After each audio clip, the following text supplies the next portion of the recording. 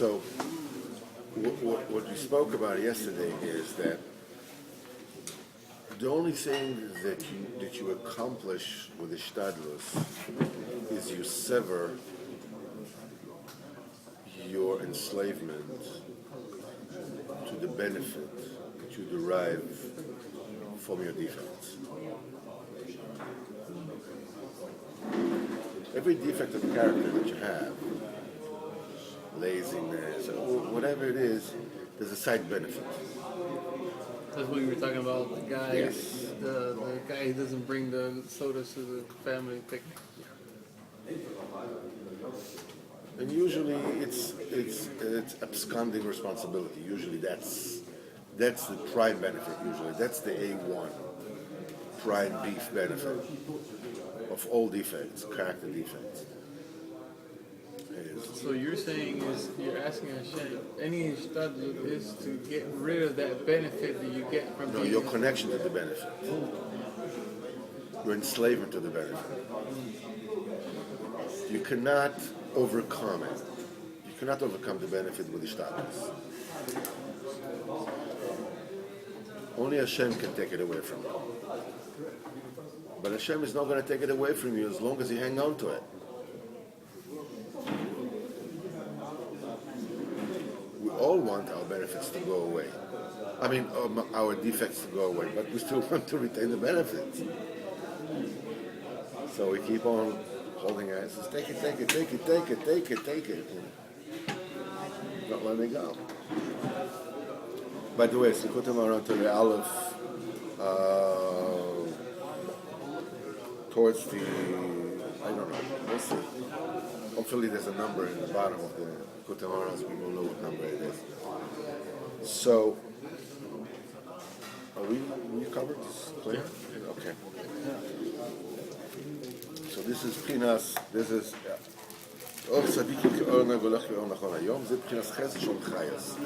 we cover that particular subject. Because the Chochmah and the Sechel is the life source of everything. But since the light of the Sechel is very, very great, the only way that you can possibly get it is through a receptacle, which in the manifestation of letters is the letter Nun.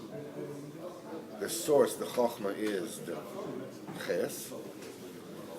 You need a receptacle, which is Pchinas Nun, to receive that light. Machos הגדול מאוד, אי אפשר לזכוס עליו כי אם על ידי Pchinas Nun, שהוא Pchinas Malchus. That's the essence of Malchus, of the last sphere. כמו שקוסם לשמש ינון שמוי, before Shemesh, you know, ינון שמוי, that his name, you know, will rise. This is what David HaMelech is asking, that for Shlomo HaMelech should be a Melech forever, that his offspring will be forever. So David HaMelech is davening for his children, for the Malchus, for the of the Malchus. And what's it called? That they should remain, you know, that they should remain monarchs forever. It says Yinon Shmoi. His name should Yinon, should have Nun. Should have the aspect of Nun. Now, the aspect of Nun, we know that usually Nun is associated with what sphere? No, Nun is usually Bina, right? Can you straighten the camera out a little bit? It seems to be, So, what happens is that hello. It's problematic. Excuse us for the adjustments, because we do it because we care, as we said before. Okay, that's good enough. No, that. Okay, anyhow, so. Nun is Bina? Nun Yeah, is Chamishim Shar Bina, right? 50 gates of Bina, right? So what is Bina doing in the Malchus? The Bina is the mother, right? Chochma is the father, Bina is the mother, Malchus is the daughter. When is Malchus rectified? When it is completed? When it itself becomes a mother, right? When the daughter herself becomes a mother, this is where she reaches her peak. So this is the essence of when the daughter is also Pchinas Chamisha.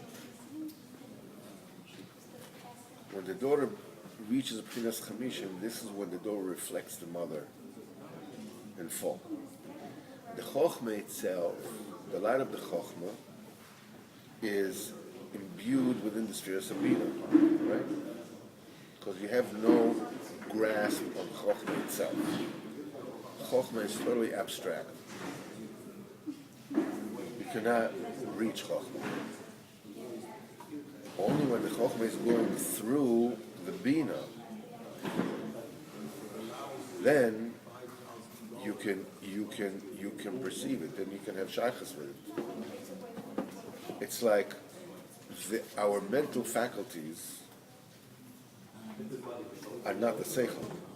That which we recognize, the thinking process that we are aware of is not the seichel. The seichel is beyond that. It's totally undifferentiated. External. No. It's totally internal. It's undifferentiated and totally abstract. It's only when it goes into your cognition, koach hamadama, or whatever it is, when it goes into the thought process, which is the bina, or it goes into koach hamadama, where it's translated into symbols, in the language of symbols, then it's captured. So, in other words, the awareness that you have is not the seichel. It's just the seichel already melubash, already in its receptacle of bina. And what is that? That's called bina? Yes. That It's process chochma of bina. taking the... Chochma bina is a tandem. Is a tandem that never separates. And that's what it's called. Train something that never... Yeah, Torah, in the Lo Misparshin, two friends that never separate. That's the letter Yud K. Yud K is always together. Because you have no grasp of the Chochmah without the Bina. And Bina itself doesn't mean anything without Chochmah in it. So when we say Seichel, we mean Chochmah, or we mean both of these? We mean both. We mean Chochmah, but within the Chochmah, the Bina is already included. Because otherwise, you don't have a... So it has to come. So when we're speaking about this actual Chochmah itself, the Seichel, which is the Choldova itself, we're talking about something which is even beyond the Bina. We're talking about Seichel, that it's behind everything. It's the inside of everything. Inner life. The inner reason for everything. The life force behind everything. The only way that you can have any shachas with it is being this Pchinas Chamisha picture. You have to put a screen on which to project the Ora Seichel. Then you can have any kind of shachas with it.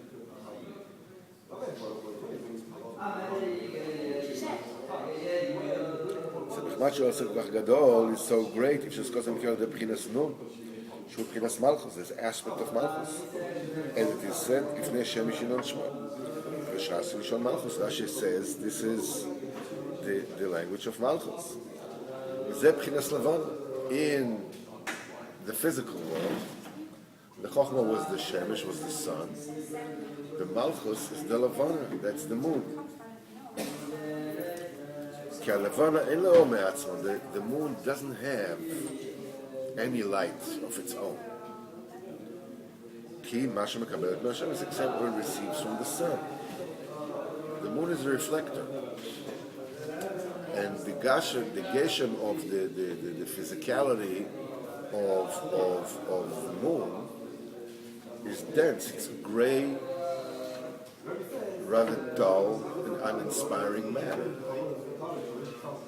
You see the pictures from the moon that the astronauts brought? Just dust. Gray ashes, that's all. Nothing. But when it gets from the sun, it has nothing of its own, but when it gets from the sun, it shines, it illuminates. This is the essence of Malchus. That it doesn't have anything of its own, that which it receives from the ches, from the sun, from the sechel.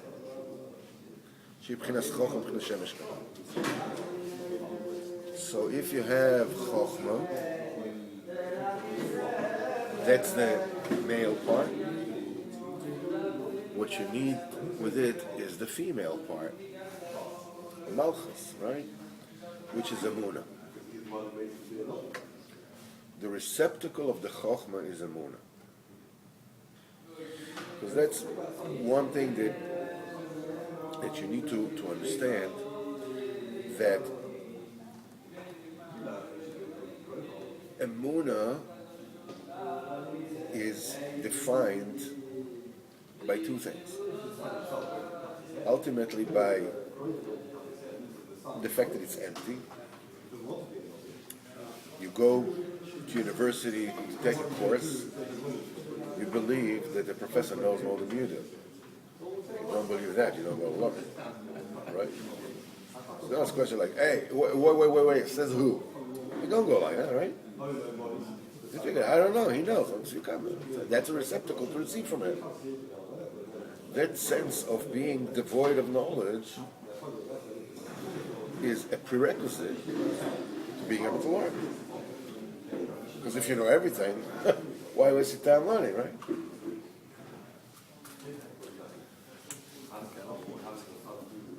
The thing is that we all bring to the table, as much as we think that we don't know, we bring to the table certain preconditions.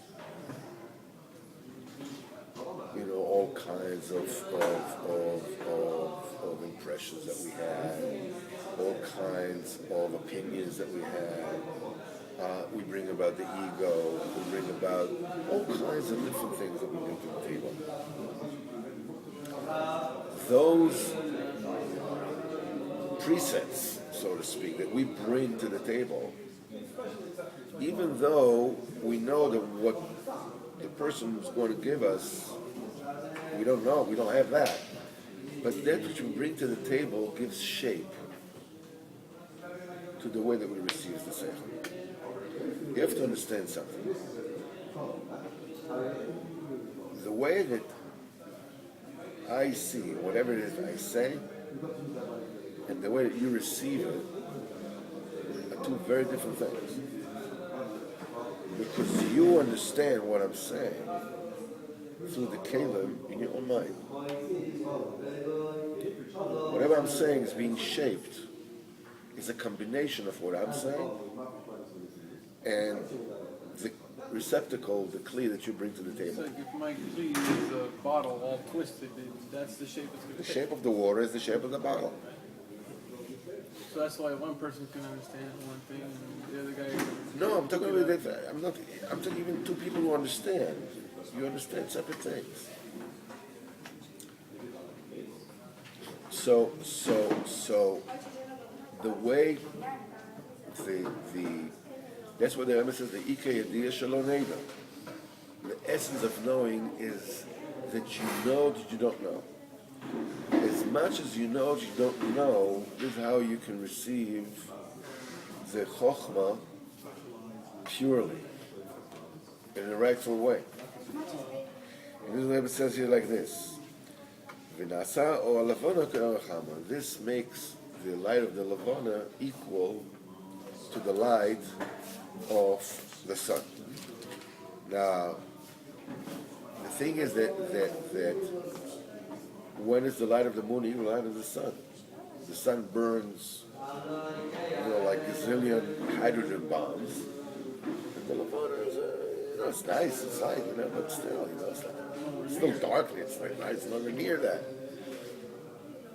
The answer is that the light of the Lavana is as much as the Chokhmah shines to you at your own individual subjective place.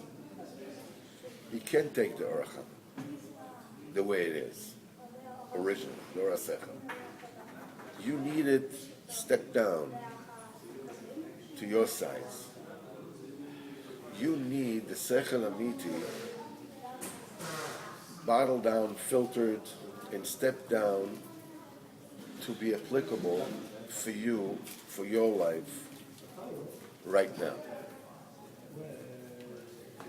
It's not the Orach Chochmah in comparison to vis-a-vis the Baal Shem Tov or Abenu or Moshe Abenu or anybody else. You need it condensed and quote-unquote dumbed down to your level. In fact, if it's dumbed down to a level beyond me, it's not for me. It's not a true representation of Sechel Amiti. I need the Sechel Amiti dumbed down to my level, exactly. It's only when it's simplified enough and where it's negate to my own, level of where I'm holding, then it represents to me the true Ora Hachama, the true life. I always give the example of a plane that is flying towards a certain destination. Now, there is, where the plane is coming from and the plane is going to are objective things, right? The only thing is that's not the only thing that decides where the plane is going to end. There's also a question of side winds, right? So in fact, if a plane is coming from here to there, and there's a side wind, it's not going to go there, it's going to go there. Even though it's supposedly aiming to the right direction, it's still going to keep on swaying away and away and away from the actual destination. So what do? The plane is flying more towards it. It used to go there, but it's going towards this. Exactly in the right, in commensurate level to compensate for the wind. So the plane is actually flying here, but together with the wind, it's actually going to where it needs to go. I heard a report that I think it's like 97% of the time the plane's flying, not even, close, but not in the direction of the destination. Right. Because the winds are, so the plane is flying this way, and the wind is going this way, and the direction is towards where it needs to go. The same thing, this is pshat, is all avodot orachama. That the way that it shines to you compensates for your own subjective reality. Then it's called that the Orach Chochmah actually shines to you. That the Or Levana is equal to the Orach Chama. Because you need something that you can work with. You don't need some guru on top of a mountain. You need life on life terms. You need the Chochmah manifested in a tzimtzum which is shaykh to your life, which takes into account your drawbacks, your character defects, whatever it is that you are. As we said in the Sikha before, the Chochmah Mitis cannot say, I'm lazy, I'm this, I'm that, whatever it is, and therefore I can't serve HaKadosh Baruch Hu. No. You are who you are, and you need to serve HaKadosh Baruch Hu from here. And two different people have to serve HaKadosh Baruch Hu in two different directions. That's why you see that amongst the people that are close to Rabbeinu, you have people going in opposite directions. And they're all going to the Rebbe. Because for each one, the light is being constricted in different way. Some have to be Nanach, some have to be, Me'ashor of the Shul, some need to be Rabbi Lezer Shlom Meshik, some need to be Rabbi Luzer Koenig, some need to be Rabbi Simcha Bar Lev, some need to Rabbi Lezer Bell. Each one, and some, they're, what do you mean? This is totally wrong. Yeah, for you, it's totally wrong. You have to follow my money. For me, this is my guy. Yeah, that's right. That's right. Then, or that's pshat and all of us go. You bring the real emunah to the Torah. And usually, this is what we said in the Sikha before. This is the Malchus is all Malchus Shemayim.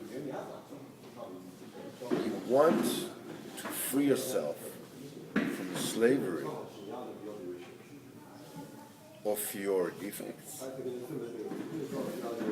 What you need to go to work. It's all Malchus Shemayim. You want to shake from yourself the benefit, to be free from the benefit of waking up in the morning, of absconding your responsibility. What you have to be mekabel all Malchus Shemayim. Mekabel yourself to get up in the morning. You failed? Say no. Try again. No, let's try. I need to try. That's all I need to do. Because what you need to accomplish, you need to undo yourself from slavery. You're preparing a munah. You know you can't do it. You know you can't do it. You can't accomplish it. But you let go of your death grip on your defects, on the benefit of your defects, the silver lining of your defects. Then you're building the Malchus. That's why the Malchus is all Malchus Shemayim. With a deed you do it. You do it with a deed, not without, okay. I'll listen to it. Wow, man, this is great. I'm so stupid. Yeah, tell me, give it to me. That's not what it's about. It is deed. Whatever it is that you cannot do, whatever it is that your kind of defect is, being willing to let go, being willing for Hashem to take it away from you, is doing as if you don't have it anymore. If it's stinginess, so you give. If it's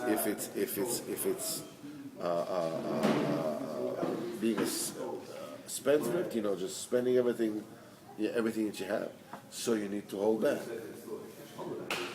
According to whatever the defect is, you have to act as if you don't have it, even though the Rambam says that you kind of have to do the opposite. Exactly right. The opposite, just to, yeah. like what you're saying, the counterforce. Yes.